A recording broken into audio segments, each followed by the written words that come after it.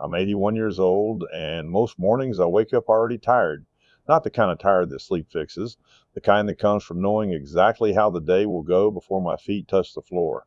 After retirement, people told me I'd finally have time. They said it like it was a gift, like something would open up.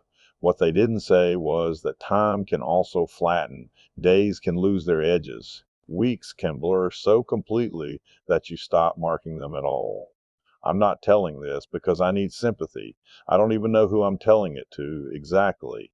I think I'm saying it because there isn't much time left to say anything, honestly, and this is the one thing I never admitted out loud. Every day feels the same now. I wake up around 6 because my body still thinks I have somewhere to be. I lie there for a bit, listening to the house settle. There's no rush. There hasn't been a rush in years. Still, I get up, make coffee, sit at the same table, look out the same window. The view hasn't changed. The street looks quieter than it used to, or maybe I'm just quieter inside it.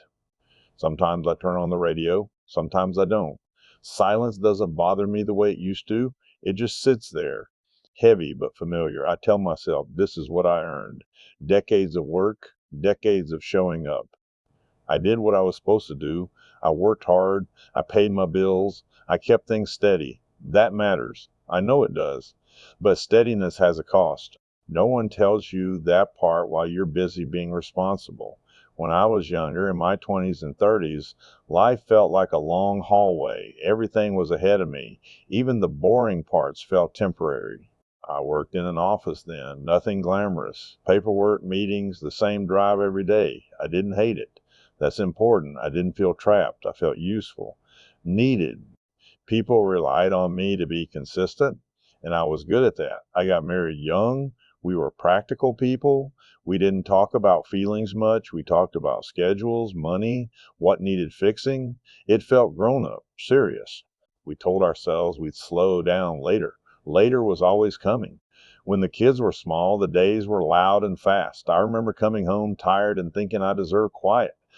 I remember missing dinner conversations because my head was still at work. I thought I'd make it up on the weekend. Weekends filled up, too. There were school plays I arrived late to. Birthdays where I brought the cake but not my attention. Conversations my wife tried to start that I pushed to another time because I was exhausted. I didn't think I was doing anything wrong. I thought I was being responsible. I thought presence was something you could postpone.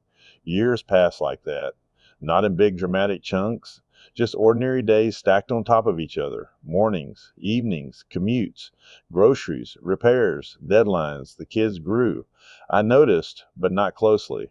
Their voices changed. Their interests shifted.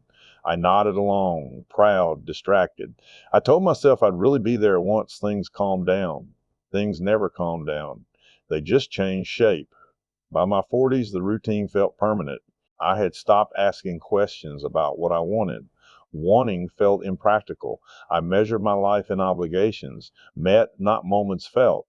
My wife and I spoke less. Not because we were angry, because we assumed we understood each other already. Silence crept in quietly. It didn't announce itself. It just stayed longer each year. We grew polite. We grew efficient. When retirement finally came, people threw a small party. Cake. A card. Jokes about golf and sleeping in. I smiled. I said the right things. I believed them a little. The first few weeks felt like vacation. I woke up later. I fixed things around the house. I told myself I was adjusting.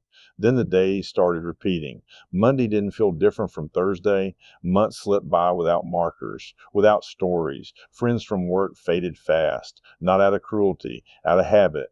We were connected by schedules, not routes. My wife and I sat across from each other more. We talked about errands, about the news, about what hurt today. We didn't know how to talk about the quiet. Then she got sick. Not suddenly, slowly. The kind of sickness that arrives politely and overstays. Appointments, medications, waiting rooms with old magazines and younger people pretending not to look scared. I sat beside her. I did everything I could. And for the first time in my life, there was nowhere else I needed to be. That's when it hit me. All the time I thought I didn't have was suddenly there. And it was too late to use it the way I wanted. She passed on a Tuesday afternoon. I remember the light in the room. I remember holding her hand and thinking how familiar it felt and how long it had been since I really noticed it. After the funeral, the house felt enormous. Every sound echoed. Every object felt like evidence of a life that had already ended. People checked in at first, then less, then almost not at all. That's how it goes. Now my days are quiet in a different way, not peaceful, just empty of surprise. I eat because it's time to eat. I sleep because it's time to sleep. I walk the same route because my knees know it. Sometimes I try to remember when I last felt truly present. Not busy, not useful, just there. The memories come slowly. A few afternoons with the kids, a laugh my wife made when she forgot to be careful, moments I didn't recognize as important when they happened. That's the part that hurts the most. Not the big mistakes, the small ones, the delays, the assumption that there would always be another chance. There isn't. I can't fix what's gone. I can't rewind conversations. I can't sit at tables that no longer exist. I can't become the version of myself I kept postponing. All I can do is notice how quiet it is now and finally understand why. If you're listening to this, I don't want to tell you what to do. I'm not qualified for that. I just want you to know that the days you think are ordinary are the ones that disappear first. I thought success would feel fuller. I thought responsibility would earn me something lasting. I was wrong about that part. What lasts are moments you don't schedule. I don't have many of those left. I know that now. I feel it in my body, in the way time presses instead of stretches. If this meant something to you, if it stirred anything at all, maybe say something about it to someone else, or even just to yourself. As for me, I'll make my coffee tomorrow. I'll sit at the table. I'll look out the window.